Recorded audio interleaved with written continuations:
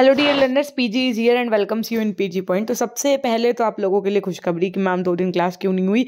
तो उससे पीछे का रीज़न ये है कि आपका पीजी पॉइंट ऐप लाइव हो चुका है।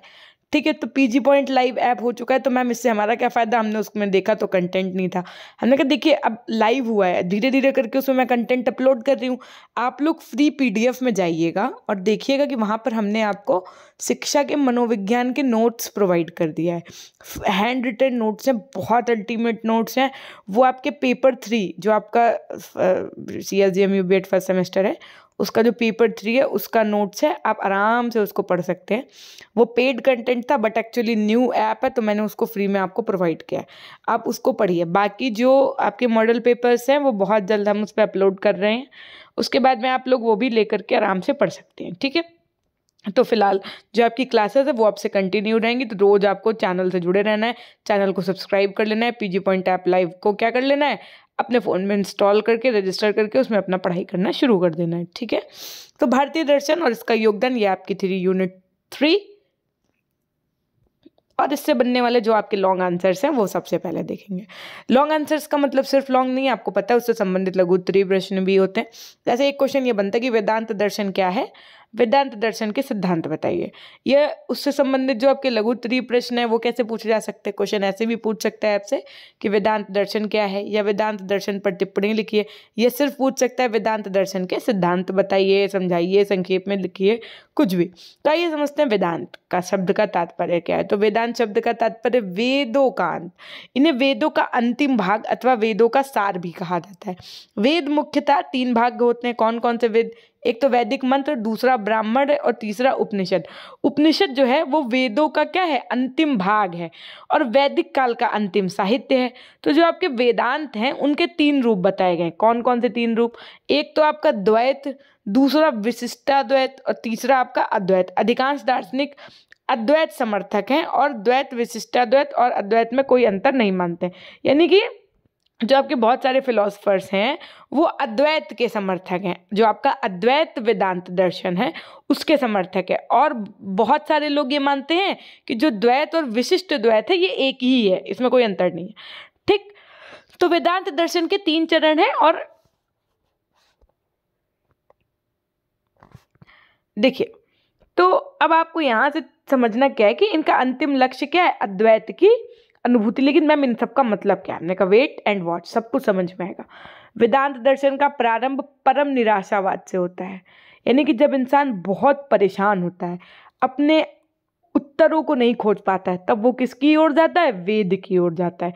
वेद कौन से? जैसे ऋग्वेद, यजुर्वेद, सामवेद, अथर्ववेद, आपने सब सुना होगा। इसका अंत होता है यथार्थ, आशावाद, यानी रियलिज्म को जानना। वेदांत क्या शिक्षा देता है?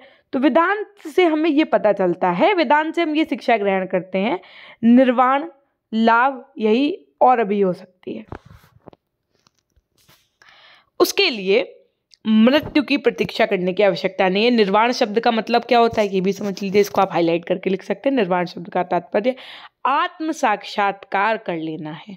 अच्छा, वेदांत दर्शन के सिद्धांत क्या थे? सबसे पहले था ब्राह्मण की उसकी ब्रह्मा की अवधारणा, कॉन्सेप्शन ऑफ ब्रह्मा। ब्रह्मा मतलब शंकराचार्य जी जो थे आपके, इन्होंने ब्रह्मा की सत्ता को ही वास्तविक सत्ता माना है। जैसे अब आप देखते होंगे कि कोई भगवान को मानता है, कोई नहीं मानता है। जैसे आपने देखा बौद्ध धर्म, जैसे आपने देखा जैन धर्म में मूर्ति पूजा नहीं मानी गई है, या बहुत से ऐसे धर्म है जिसमें मूर्ति पूजा नहीं स्वीकारी गई है लेकिन अपना हिंदू धर्म में स्वीकार किया गया। तो ऐसे करके ब्रह्मा की जो अवधारणा थी वो शंकराचार्य जी ने उसके विषय में कहा है कि ब्रह्मा सत्यम जगन मिथ्या। मिथ्या का मतलब झूठ, कहना कि ब्रह्मा ही सत्य है, बाकी सब क्या है? मिथ्या है, यानी कि झूठ। जीवो ब्रह्माओ ना परा, अर्थात ब्रह्मा ही एकमात्र सत्य है और जगत जो है ये मिथ्या है, तथा जीव जो है वो ब्रह्मा ही है, अन्य कोई नहीं। ब्रह्म ही मूल तत्व है और ब्रह्मा के द्वारा ही ब्रह्मांड की संरचना होती है। ब्रह्मा इस संसार का निर्माण अपनी माया शक्ति द्वारा करता है। शंकराचार्य ने सत्ता की 3 कोटियां बताई है, पारमार्थिक सत्ता, व्यवहारिक सत्ता और प्रतिभासिक सत्ता। अब इसको आपको इतना ज़्यादा डीपली नहीं पढ़ना है। आगे देखिए, दूसरा है जगत की अवधारणा। अब मैम हम क्या याद रखें? हम इतना तो याद नहीं रख पाएंगे, हमारे पेपर के 10 दिन भी बचे हैं या हमारे पास बहुत कम टाइम है। तो उसका सीधा सा अपना आपका मानना ये होना चाहिए, आपको वेदांत दर्शन तो समझ में आ गया, ठीक। वेदांत दर्शन के सिद्धांत में आपको ये पढ़ रहा है, जैसे कौन कौन से सिद्धांत है। तो नंबर 1 ब्रह्मा की अवधारणा, नंबर 2 आपने देखना है जगत की अवधारणा, ठीक। नंबर 3 आप क्या है, माया की अवधारणा। नंबर 4 आपका क्या है, जीव की अवधारणा। तो आपको सिर्फ इसकी हेडिंग्स याद रखनी है, आत्मा की अवधारणा, मोक्ष की अवधारणा। मैं कहती हूँ 6 हैं, आप 4 हेडिंग्स याद कर लो। याद करने का मतलब ये नहीं कि आप अंदर का कंटेंट, ना ना ना, सिर्फ हेडिंग्स, हेडिंग्स, ओनली हेडिंग्स। जगत की अवधारणा का मतलब क्या है, शंकराचार्य जी के अनुसार जगत मिथ्या है, क्योंकि जगत परिवर्तनशील है, इसका वास्तविक अस्तित्व ही नहीं। जगत की अवधारणा का मतलब ये है कि जो शंकराचार्य जी थे आपके फिलोसफर, इनका कहना था कि जगत झूठ है, मतलब जगत सत्य नहीं है। परम सत्य क्या माना इन्होंने, ब्रह्मा को माना। जगत क्या है, मिथ्या है। क्यों, क्योंकि ये क्या है, परिवर्तनशील है। भाई आप सही बात, परिवर्तनशील तो है, आप खुद सोचो, जहां आप रहते थे आज से 20 साल पहले, क्या वहाँ का इतना डेवलपमेंट था? नहीं, परिवर्तन हुआ तभी तो इतना डेवलपमेंट हो गया। हो सकता है आपके यहाँ बहुत सारे नए होटल्स खुल गए हो, आपके यहाँ गेस्ट हाउस बन गए हो, इवन आपके घर पहले 1 मंजिला हुआ करता होगा, अब 2 मंजिला हो गए। आपके घर के पहले 4 सदस्य थे, फिर धीरे धीरे करके 8 सदस्य हो गए, फिर धीरे धीरे करके सब बाहर पढ़ने चले गए, 3 ही बचे। तो क्या है, जगत, आज कोई मृत्यु हो रही है, कल किसी का जन्म हो रहा है, तो ये जगत परिवर्तनशील है। इस वजह से इन्होंने कहा, किसने, शंकराचार्य जी ने, कि जगत क्या है, मिथ्या है, और परम सत्य क्या है, ब्रह्मा है, ठीक। उसके बाद में फिर देखिए, अब इतना ज़्यादा हमने आपको बताया, इसको आपको अपने उसमें लिखना है। परमार्थिक सत्ता का मतलब होता है ये वास्तविक सत्ता है जिसे ना तो बाधित किया जा सकता है और ना ही इसके बाधित होने की कल्पना तक की जा सकती है। व्यवहारिक सत्ता का मतलब होता है जागृत अवस्था में व्यवहारिक सत्ता सत्य प्रतीत होती है। इस सत्ता को तार्किक रूप से खंडित भी किया जा सकता है, इसलिए इस सत्ता को पूर्ण रूप से सत्य नहीं माना जा सकता। प्रतिभासिक सत्ता का मतलब होता है ये सत्ता स्वप्न अथवा भ्रम की दशा में अनुभव होती है, इसका खंडन जगत अवस्था में अनुभव हो जाता है। माया की अवधारणा, शंकराचार्य के अनुसार आदिकाल से ही परम तत्व अर्थात परमात्मा की शक्ति विद्यमान है, इसे माया की संज्ञा दी गई है, जो कि ना तो सत्य है और ना ही असत्य है। इसका वर्णन संभव ही नहीं है। शंकराचार्य जी इतने बड़े फिलोसफर, उन्होंने कह दिया कि इसको तो माया, माया कहते हैं ना, माया मोह माया नहीं करना चाहिए, तो माया का वर्णन ही संभव नहीं है। परमात्मा माया की सहायता से जगत का निर्माण करता है। जगत में जो विविधता दिखाई पड़ती है वो सत्य नहीं है। सत्य तो केवल क्या है, आपका परम तत्व है जो जगत की समस्त वस्तुओं में उपस्थित है। ब्रह्मा ही जगत की रचना के उपादान का कारण है। वे सभी प्राणी जो माया द्वारा उत्पन्न होते हैं उन्हें हम क्या कहते हैं, जीव कहते हैं। जैसे हमें अपनी माँ से क्या है, ममता है, यानी कि माया है। कहते हैं ना कि एक लड़की कम मोह माया मायके से कभी नहीं छूट पाता है, तो वो उसका मतलब क्या है, माया मतलब ये नहीं कि धन संपदा रुपया पैसा नहीं। माया का एक अपने आप में यहाँ पर बहुत बड़ा एक वो है वाइड मीनिंग कि माया का मतलब है अट्रैक्शन, माया का मतलब है कनेक्शन। तो वे सभी प्राणी जो माया द्वारा उत्पन्न होते हैं उन्हें हम क्या कहते हैं, जीव कहते हैं। माया के जाल में फंसकर प्राणी ये भूल जाता है कि ईश्वर इसका सृजन करता है ना। अब देखो, माया के जाल में ही तो फंसकर आदमी भूल जाता है। आदमी क्या कर रहा है भाई, सीधी सी बात है कि वो अपनी ज़िंदगी में भाई बड़ा हुआ, पढ़ाई लिखाई करवाई एक बच्चे को, उसका ब्याह कर दिया, उसके बच्चे हो गए, वो कमाने लगा, अपने घर परिवार का खर्चा चलाने लगा, भाई खर्चा होने लगा। आज अपनी वाइफ को ये सेट बनवाने, कल अपने घर के लिए हम गाड़ी ले आए, परसों हमारे घर में बच्चे बड़े हो रहे हैं तो लाओ एक कमरा और बनवा दें, नरसों हमारे लड़के की शादी करनी है तो लाओ बढ़िया वाला फर्नीचर एकदम बनवा दें, जैसे इंस्टाग्राम रील पे आजकल देख रहे हैं, है ना। तो आदमी क्या है, इन्हीं सब चीज़ों में पड़ा है, यही माया है, यही माया है। अब आप लोगों का जीवन, जैसे हम लोगों का सबका ही मैं बताऊं, क्या है कि भाई जॉब लग जाए एक अच्छी, है ना, और उसके बाद में एक लाइफ सेटल हो जाए जिसको आप कहते हैं, और सेटल कभी नहीं हो पाएगी। मैरिज हो जाएगी तो भी जीवन में दुख बने ही रहेंगे। जॉब लग जाएगी तो अभी वो चीज़ नहीं है ना आपके पास, तो आपको फील हो रहा है कि भाई जॉब नहीं है, वरना मेरे पास आज ये होता वो होता, मैं इतना खुश होता, मैं अच्छी ज़िंदगी जीता। फिर जब जॉब लग जाएगी तो फिर आपको कोई नई चीज़ की कमी महसूस होने लगेगी। यही माया है। इसी के जाल में फंसकर और इंसान ये भूल जाता है कि ईश्वर उसका सृजन करता है, इसके कारण वह स्वयं को एक स्वतंत्र सत्ता मान लेता है और अपने शरीर, मन तथा इंद्रियों में सिमट जाता है। इसी अज्ञानता के कारण जीव स्वयं को कर्ता कारक मान लेता है। वो सोचता है जो है सो हम, है ना, सकाम कर्म करते हुए पाप तथा पुण्य का भागी बनता रहता है। भाई उसको कुछ मतलब ही नहीं है, वो पाप करता ही जा रहा है, करता ही जा रहा है, ठीक। इसी कारण उसे जन्म और मृत्यु के बंधन में रहना पड़ता है। जब प्राणी को यह ज्ञात हो जाता है कि उसका संबंध परमात्मा से भी है, तब उसकी अज्ञानता धीरे धीरे छटने लगती है। वह निष्काम कर्म की प्रवृत्ति की ओर अग्रसर होता है और परमात्मा में लीन हो जाता है। तभी आप देखते होंगे जो बूढ़े लोग होते हैं वो अधिकतर जो है परमात्मा में लीन होते हैं। शंकराचार्य जी का कहना है कि अभी तो आप फंसे हैं इस मोह माया के जाल में, जिस दिन आपको यह एहसास हो जाएगा धीरे धीरे परमात्मा में लीन रहने लगेंगे। जीव की अवधारणा क्या है? देखो, अब जीव क्या, शंकरा जी ने अद्वैत दर्शन के अनुसार प्राणी माया है की रचना की और अज्ञानता के कारण प्राणी स्वयं को अपने शरीर का स्वामी समझ लेता है। भाई, हम सोच रहे हैं कि हमारे शरीर का जो स्वामी है, जो मेरा शरीर है, वो क्या है? मैं स्वयं हूँ। मेरे बुखार आएगा, हम दवाई खा लेंगे, हम ठीक हो जाएंगे, हमको ये लग रहा है। लेकिन ऊपर वाले की माया क्या है? कहन की बुखार आया था और बस बुखार आया और पैरासीटामोल दिया और 2 घंटा में खत्म हो गए। तो उस क्या है ये? हम अपने आप के स्वयं के मालिक है ही नहीं। Everything is pre decided. हम लोग सिर्फ एक कठपुतली हैं, है ना। तो इंद्रियों द्वारा शरीर जो भी काम कर रही है, ये मान लिया जाता है कि अमुक कार्य जीव ने किया है। प्राणी अपनी ज्ञान इंद्रियों की सहायता से बाह्य जगत का ज्ञान अर्जित कर सकता है।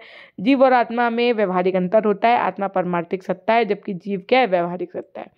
जब आत्मा इंद्रिय, मन इत्यादि उपाधियों में सीमित होती है तब वह जीव होता है। आत्मा एक है, जबकि जीव भिन्न भिन्न शरीरों में अलग अलग है। इस प्रकार जीवात्मा का आभास मात्र है। शंकराचार्य जी का मानना था कि आत्मा मुक्त है, परंतु जीव के विपरीत बंधनग्रस्त है। अपने प्रयासों से जीव मोक्ष प्राप्त कर सकता है। शरीर को नष्ट हो जाने के बाद जीव आत्मा में लीन हो जाता है। आत्मा की अवधारणा अद्वैत, आपको अभी तो मैं बता ही चुकी हूँ कि आत्मा और परमात्मा एक ही तत्व के 2 नाम है। ये किसने माना था? शंकराचार्य जी ने। ठीक। मोक्ष की अवधारणा में भारतीय दर्शन में मोक्ष को ही जीव का अंतिम लक्ष्य बताया गया है। अपने इंडियन फिलोसफी में शंकराचार्य जी के अनुसार जब आत्मा अपने शुद्ध स्वरूप ब्रह्म में लीन हो जाती है, तब उन्हें बंधनों से मुक्त हो जाती है, तब मोक्ष की प्राप्ति होती है। अर्थात जीव को आत्मज्ञान या ब्रह्म ज्ञान किया जाता है। शंकराचार्य ने ज्ञान योग को कर्म योग से बड़ा माना है। शंकराचार्य ने क्या माना है? ज्ञान योग को कर्म योग से बड़ा माना है। ठीक। अब उसके बाद में एक क्वेश्चन आपसे ऐसे भी पूछा जाता है, वेदांत दर्शन व शिक्षा पर संक्षिप्त टिप्पणी लिखिए। वेदांत दर्शन में प्रतिपादित शिक्षा के क्या उद्देश्य थे? पाठ्यचर्या यानी करिकुलम और जो आपके टीचिंग मेथड्स थे उनकी व्याख्या करिए। किसमें? वेदांत दर्शन में, जो आपका वेदांत फिलोसफी थी। अब इन्हीं को अलग अलग क्वेश्चन करके अगर पूछेगा तो ऐसे पूछेगा, वेदांत दर्शन पर शिक्षा पर टिप्पणी लिखिए। वेदांत दर्शन में शिक्षा के कौन कौन से उद्देश्य बताए गए? वेदांत दर्शन की शिक्षण विधियों का संक्षेप में उल्लेख कीजिए। वेदांत दर्शन के पाठ्यक्रम की व्याख्या कीजिए। ठीक है। वेदांत दर्शन व शिक्षा की अगर बात की जाए तो वेदांत दर्शन में ब्रह्मा तत्व के अन्वेषण पर जोर दिया गया है। वेदांत समस्त दर्शनों का शिरोमणि है। वेदांत दर्शन को उपनिषदों का सर्वाधिक प्रामाणिक टीका माना गया है। इसमें चेतन ब्रह्मा का विवेचन बहुत ही कुशलता के साथ किया गया है। भारतीय वाङ्मय के 4 पुरुषार्थ माने गए हैं। कौन कौन से? धर्म, अर्थ, काम और मोक्ष। क्या क्या माने गए हैं? 4 पुरुषार्थ, धर्म, अर्थ, काम, मोक्ष। ये चारों पुरुषार्थों में मोक्ष को सर्वोत्कृष्ट पुरुषार्थ माना गया। अगर कोई पूछे कि वेदांत दर्शन के अनुसार सबसे उत्तम सर्वोत्कृष्ट पुरुषार्थ कौन सा है, तो वो है आपका मोक्ष की प्राप्ति। वेदांत दर्शन में शिक्षा का उद्देश्य जो है, गोल, जैसे आप लोग ने बीएड किया तो आपका क्या गोल है कि भाई टीचिंग कैटेगरी में चले जाएं, है ना, या हम ये कर लें, वो कुछ तो गोल होगा जो आपका बीएड से रिलेटेड होगा, तभी आप बीएड कर रहे हैं। तो जो वेदांत दर्शन था, जो आप थोड़ा सा ग्रैंड आप सोचो, वेदांत जो फिलॉसफी थी आपकी, इसमें जो शिक्षा का उद्देश्य था वो था मोक्ष या मुक्ति के लिए बालक को तैयार करना। शंकराचार्य जो थे, इनके अनुसार मुक्ति बिना ज्ञान के संभव ही नहीं है। इन्होंने कहा जब ज्ञान उत्पन्न हो जाएगा तो मुक्ति भी मिल जाएगी। शिक्षा की व्यवस्था आवश्यक है। वास्तविक शिक्षा के बिना वेदांत के लक्ष्य की प्राप्ति संभव ही नहीं। शिक्षा का वर्गीकरण इन्होंने कैसे किया? शिक्षा का वर्गीकरण इन्होंने अपरा और परा शिक्षा, ये बहुत इंपॉर्टेंट है, याद रखिएगा। शिक्षा का वर्गीकरण वेदांत दर्शन में किस प्रकार किया गया? एक तो अपरा शिक्षा और दूसरा परा शिक्षा। कभी कभी आपसे शॉर्ट क्वेश्चन में ऐसे भी क्वेश्चन बन जाएगा कि परा शिक्षा क्या है, यह क्वेश्चन बन जाएगा कि अपरा शिक्षा क्या है। तो याद रखिएगा, जो आपका परा शिक्षा है वो आध्यात्मिक शिक्षा है। कैसे याद रखें? हम जैसे कहते हैं ना कि हम दुनियादारी से परे इंसान है, तो मतलब दुनियादारी से परे मतलब आध्यात्मिक की ओर जो हो, और अपरा का मतलब जो भौतिक शिक्षा होती है। देखो, तो आध्यात्मिक शिक्षा की अगर मैं बात करूं, परा शिक्षा की बात करूं, तो इस शिक्षा का संबंध परमात्मा की विद्या से। उपनिषदों द्वारा जिस ब्रह्म अक्षर का बोध होता है उसे ब्रह्मा ज्ञान परा शिक्षा कहते हैं। परा शिक्षा में ब्रह्मा और आत्मा की एकता की अनुभूति होती है।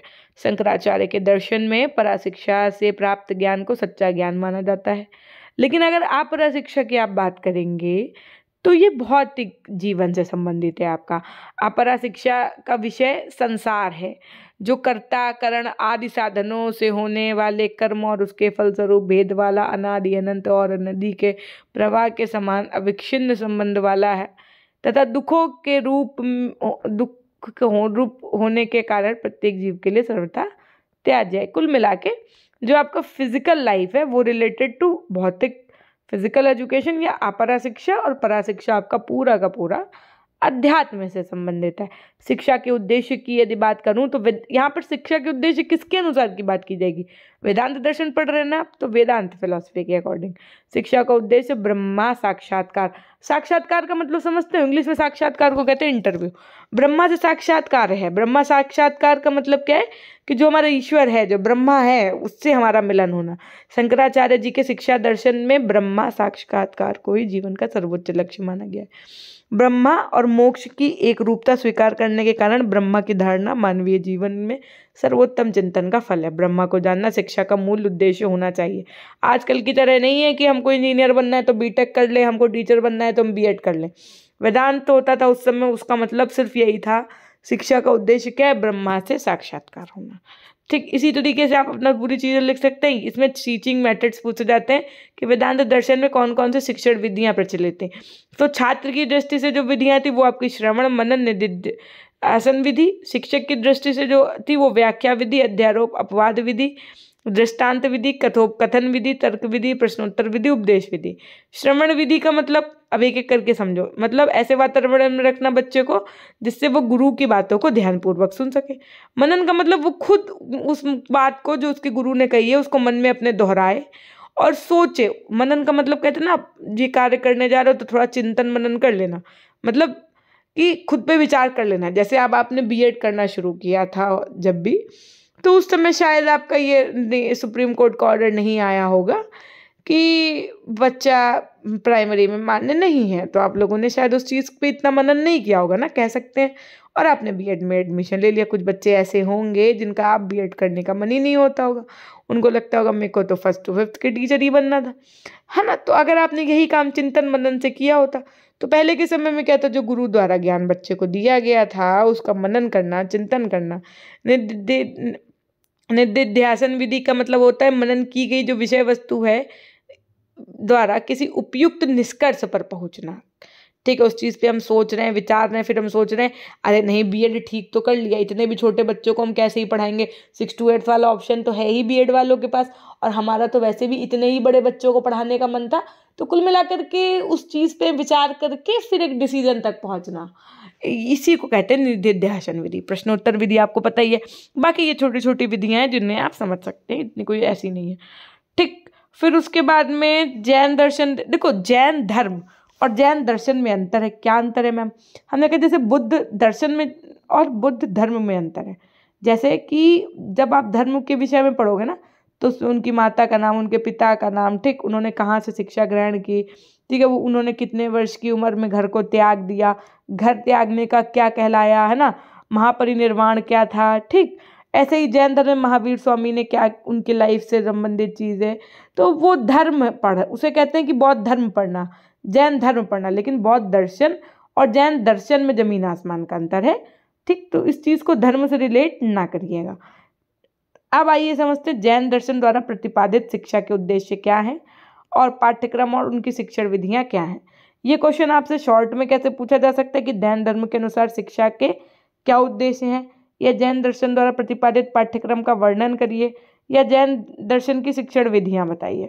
ठीक, तो आपको बहुत ज़्यादा डीपली नहीं जाना है, बस चीज़ें याद रखनी है। जैन दर्शन में मोक्ष की प्राप्ति शिक्षा का सर्वोच्च उद्देश्य माना गया। अच्छा, वेदांत दर्शन में भी शिक्षा का उद्देश्य क्या था? तो क्या था बताओ भाई? तो उसमें यही था। क्या था? कमेंट करके बताइएगा ज़रा हमको।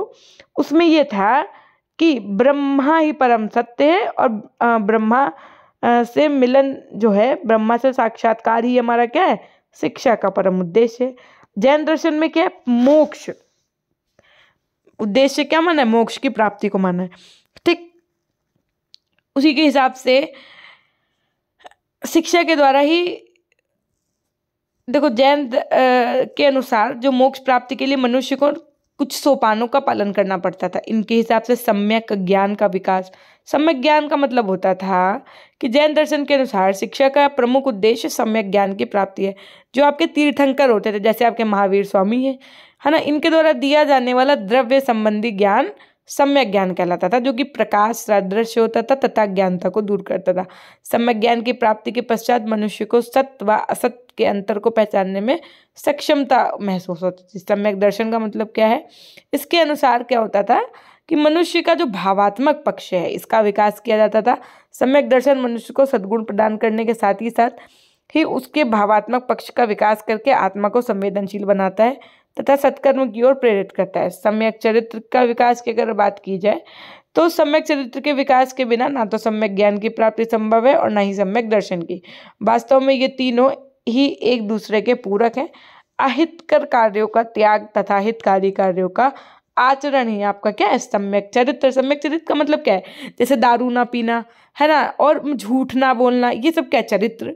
हित से संबंधित तो है, किसी के साथ गलत नहीं करना, किसी को कष्ट नहीं पहुंचाना, अपने मन कर्म वाणी तीनों के माध्यम से, ठीक। तो इन तीनों पक्षों अर्थात सत्य ज्ञान, सत्य की भावना तथा चरित्र की पूर्णता होने पर बालक शिक्षा के अंतिम लक्ष्य को प्राप्त करने के लिए अग्रसर हो जाता है।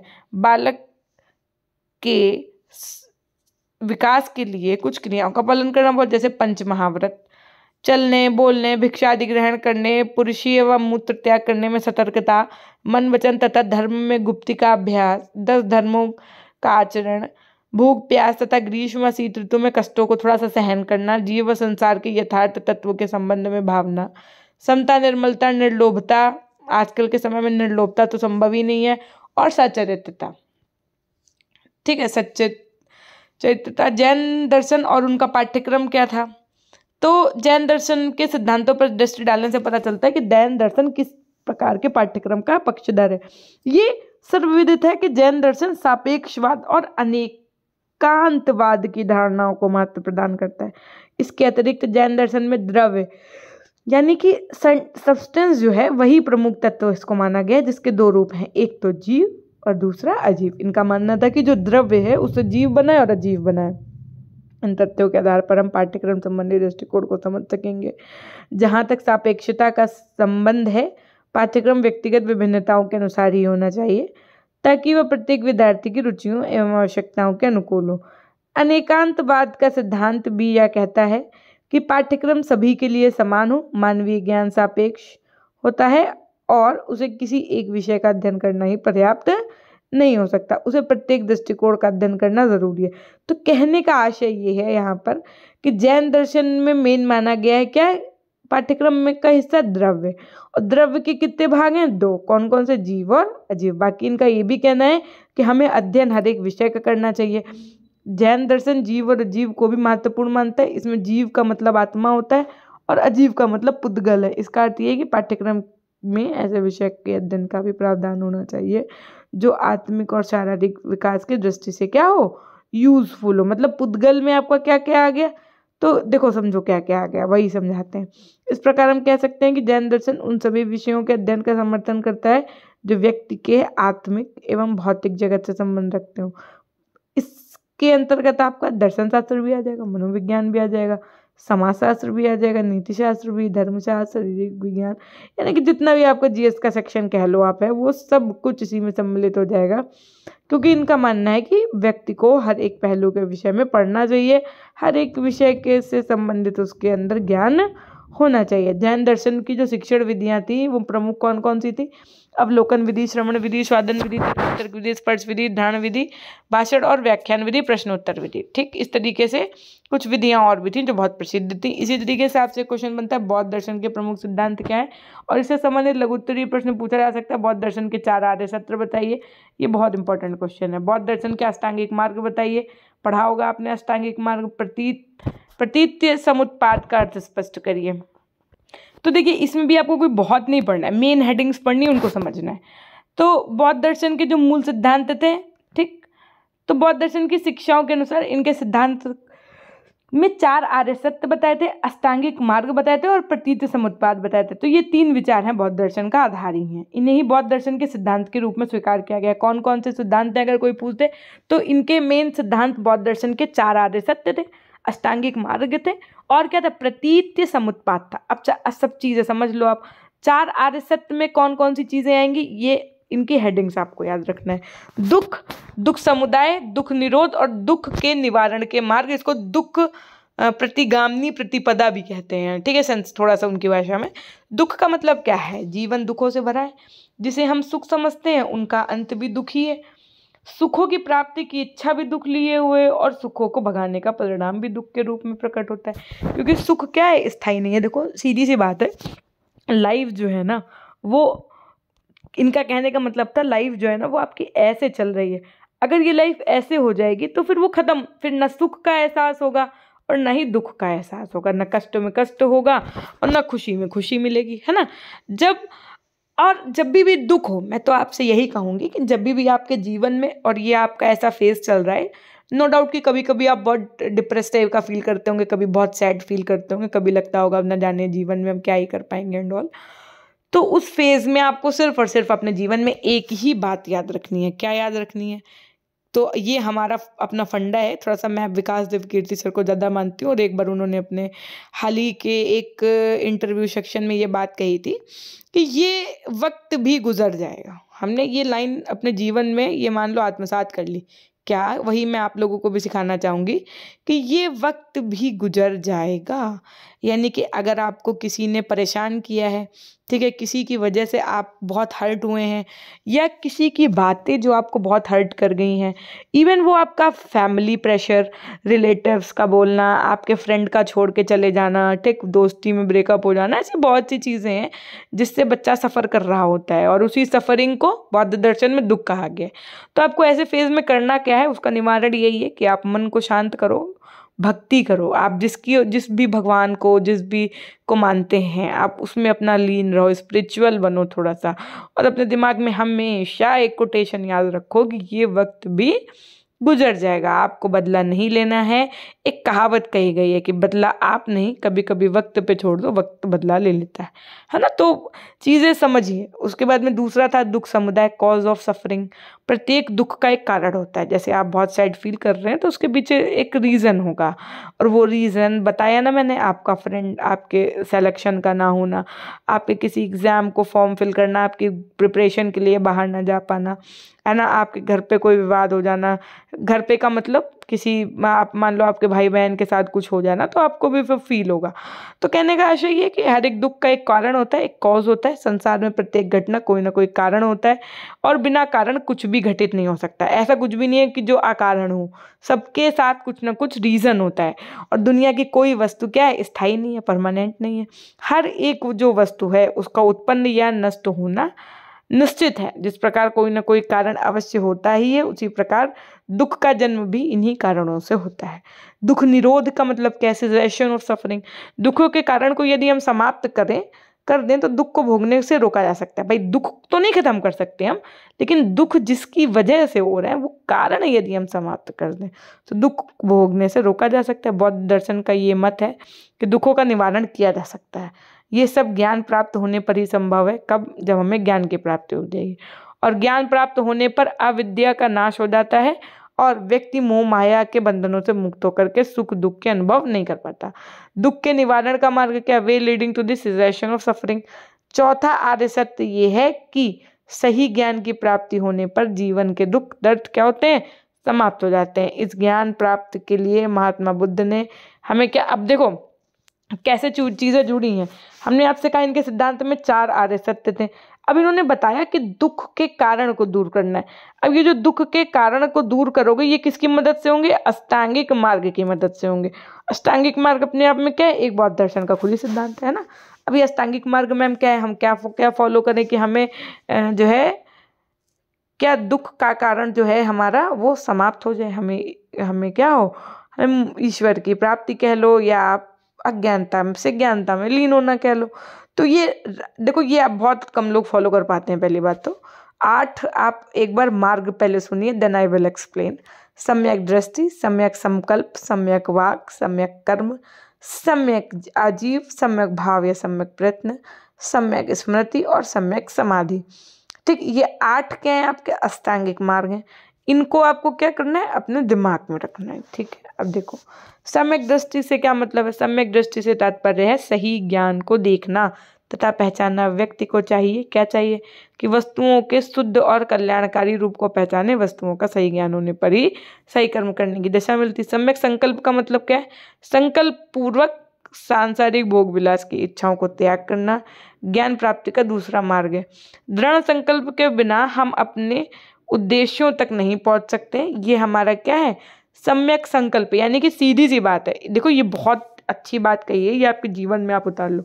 जब तक दृढ़ संकल्प नहीं होगा, नहीं कि हमें तो जॉब चाहिए ही चाहिए, हमें तो इंटर कॉलेज टीचर बनना ही बनना है, हमें तो 8th तक पढ़ाना ही पढ़ाना है at any how either it is related to private और government, no matter, but I want to be a teacher and I want to do firstly BEd and then I will go for my interviews and job.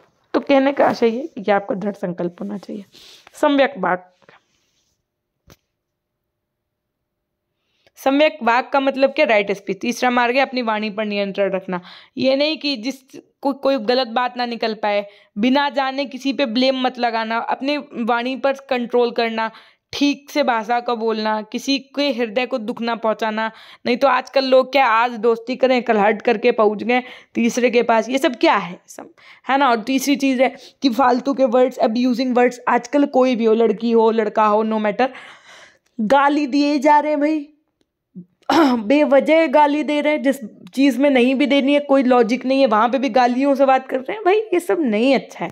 तो ये आप अष्टांगिक मार्ग हैं जो आजकल के बच्चे हमें नहीं लगता फॉलो कर पाएंगे। सम्यक कर्म का मतलब है व्यक्ति के कर्म भी उचित होने चाहिए, वे अच्छे कर्म करने से मन को शांति मिलती है, हमारे कार्यों से किसी को कष्ट ना हो, किसी की हिंसा ना हो तथा किसी के साथ अन्याय या अत्याचार ना हो, हम पवित्र मन से कर्म करें।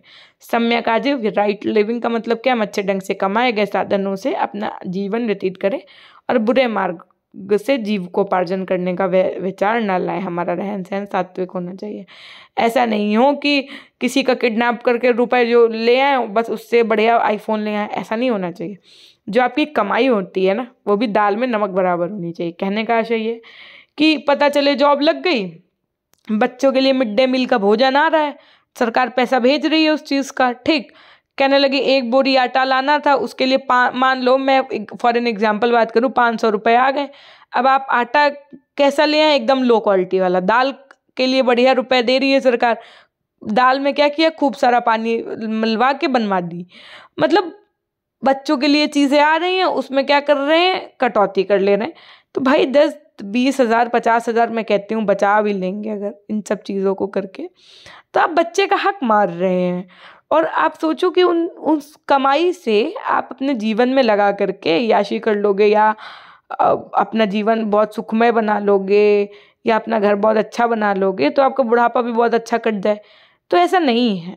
जो एक कमाई कह लो होती है ना बिना मेहनत की, तो वो वैसे ही रास्ते से बाहर जाती है ना। सम्यक भाव या सम्यक प्रयत्न का मतलब क्या है, मनुष्य को सद प्रवृत्तियों का विकास करना चाहिए और उसके भाव ठीक हो। सम्यक प्रयत्न द्वारा मन में अच्छे अच्छे भावों को स्थान देना चाहिए ताकि बुरे विचार मन में प्रवेश ही न कर पाए। सम्यक स्मृति, राइट थॉट का मतलब क्या, मनुष्य विचारों को शुद्ध रखे और मन वचन एवं कर्म से उन पर अमल करे। भावनाओं में आकर हमारे अच्छे विचार बुरे विचारों से प्रभावित ना हो। ज्ञान की बातों को स्मरण रखना भी सम्यक स्मृति ही है। सम्यक समाधि का मतलब क्या, राइट कंसंट्रेशन। सम्यक समाधि से तात्पर्य सही एकाग्रता से है, हमारा ध्यान सही दिशा में समाधिस्थ हो। साथ में सम्यक समाधि से ही ज्ञान प्राप्त हो सकता है और दुखों से मुक्ति मिल सकती है। यही समाधि के बिना कोई कार्य नहीं हो सकता, उसमें गलती की संभावना बनी रहती है, अतः एकाग्र चित्त होकर के ही समाधि संभव है। समाधि का मतलब है ध्यान, लीन होना। पहले 7 मार्गों को सफलतापूर्वक पार कर लेने के पश्चात व्यक्ति सम्यक समाधि के योग्य हो जाता है। प्रतीत समुत्पाद क्या है, प्रतीत समुत्पाद का अर्थ होता है कि प्रत्येक परिणाम के पीछे उसका कारण छिपा होता है, अर्थात बिना कारण के कोई भी घटना नहीं घटती है। यदि एक रोड में आप एक्सीडेंट भी देख रहे हैं तो उसमें भी कुछ ना कुछ कारण ही रहा होगा। आपसे यदि कोई वार्तालाप करना बंद कर दिया अचानक से, तो उसके पीछे भी कोई ना कोई हेतु ही रहा होगा। हो सकता है कि उसको उस सामने वाले शख्स की ज़रूरत पूरी हो गई हो, और ये भी हो सकता है कि आपकी कुछ गलतियां रही हों। ठीक इसी तरीके से और भी बहुत सी चीज़ें होती हैं लाइफ में। 4 आर्य सत्यों की से ये बातें पहले ही स्पष्ट हो चुकी हैं, क्योंकि ये सिद्धांत बौद्ध दर्शन का आधार है। इस सिद्धांत के अनुसार कार्य कारण का एक चक्र चलता रहता है, जिसमें 12 कड़ियाँ बताई गई हैं, जिनका आपस में कारण और परिणाम का संबंध है। इसलिए इस सिद्धांत को द्वादश निदान भी कहते हैं। कारण और परिणाम पर आधारित ये 12 कड़ियाँ निम्न प्रकार से अपना चक्र चलाती हैं। कौन कौन सी ये 12 कड़ियाँ? तो देखो, पहला कि हम जरा मरण क्यों भुगतते हैं, यानी कि हमारा जन्म क्यों होता है, हम क्यों मरते हैं। जब हमें मरना ही है तो हमारा जन्म क्यों हुआ भाई, हम क्यों इतने दुखों को सहें? क्योंकि हम पैदा होते हैं। हम पैदा क्यों होते हैं भाई? अच्छा, जन्म मरण इसलिए क्योंकि हम पैदा हो रहे हैं। तो हम पैदा ही क्यों होते हैं? क्यों ईश्वर हमारी माँ को इतना कष्ट देते हैं, है ना? क्यों हमारा जन्म हो रहा है? क्योंकि हम पैदा होने का भाव या प्रवृत्ति होती है। पैदा होने की प्रवृत्ति क्यों होती है? क्योंकि हम संसार की वस्तुओं से लगाव रखते हैं। हम ये लगाव क्यों रखते हैं? क्योंकि हम विश्व की वस्तुओं का आनंद उठाने की तृष्णा रखते हैं। हमारी तृष्णा क्यों उत्पन्न होती है, यानी कि हमारी इच्छा क्यों होती है चीज़ों को लेकर के। हमारी इंद्रियों के अनुभव के कारण हमें इंद्रियों का ही अनुभव क्यों होता है? क्योंकि वस्तुएं हमारी इंद्रियों के संपर्क में आती हैं। हमें ये संपर्क किन कारणों से होता है? क्योंकि हमारी 6 ज्ञान इंद्रियां हैं। हमारी 6 ज्ञान इंद्रियां क्यों हैं? क्योंकि हम जीव हैं। हम जीवधारी क्यों हैं? क्योंकि भ्रूण में चेतना होती है। भ्रूण में यह चेतना क्यों होती है? कर्मों के प्रभाव के कारण होती है। कर्मों का प्रभाव क्यों पड़ता है? हमारी अज्ञानता के कारण पड़ता है। इन प्रकार सब दुखों का कारण हमारी अज्ञानता ही है, इग्नोरेंस ही है। ठीक, और इसको ठीक कैसे किया जा सकता है? नष्टांगिक मार्गों को अपना करके हम ये सब चीज़ें राइट कर सकते हैं। ठीक है, तो ये तो हो गया आपका बौद्ध दर्शन, जैन दर्शन। अब देखो, अब आपको 4 वाद पढ़ने हैं। एक तो आपका आइडियलिज्म, आदर्शवाद भी पढ़ाएंगे हम आपको। प्रकृतिवाद, नेचुरलिज्म भी पढ़ाएंगे आपको। इनसे क्वेश्चन 100 नहीं 200% बनेगा। ठीक है, तो प्रकृतिवाद, प्रयोजनवाद जो है आपका, प्रैग्मेटिज्म, हम आपको ये भी पढ़ाएंगे।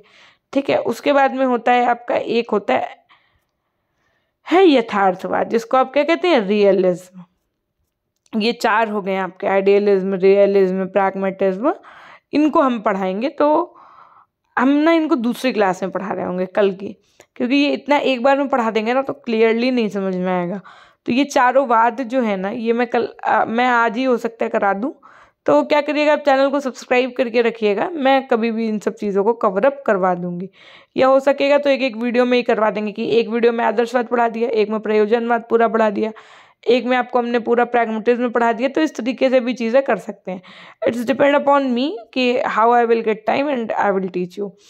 तो फिर मिलते हैं आपसे नेक्स्ट वीडियो के माध्यम से। तब तक के लिए आप लोग चैनल को सब्सक्राइब करने के बाद में तुरंत PG point live app install कर लीजिएगा, जो हमने मनोविज्ञान की फ्री PDF दी है। अभी आप उससे पढ़िए। बाकी आपको पेड फर्स्ट सेमेस्टर में, बीएड फर्स्ट सेमेस्टर में और पेड PDF में आपको सीटेट का कंटेंट भी हम आगे फ्री देंगे। तो बस आपको क्या करना है, चैनल से जुड़े रहना है। फिर मिलते हैं आपसे नेक्स्ट वीडियो के माध्यम से। तब तक के लिए अपना ध्यान रखिएगा। हमेशा खुश रहिए, मुस्कुराते रहिए, कभी अपने लिए तो कभी अपनों के लिए। तो then take care, bye bye, love you all, love you my dear class. अपना ध्यान रखिएगा।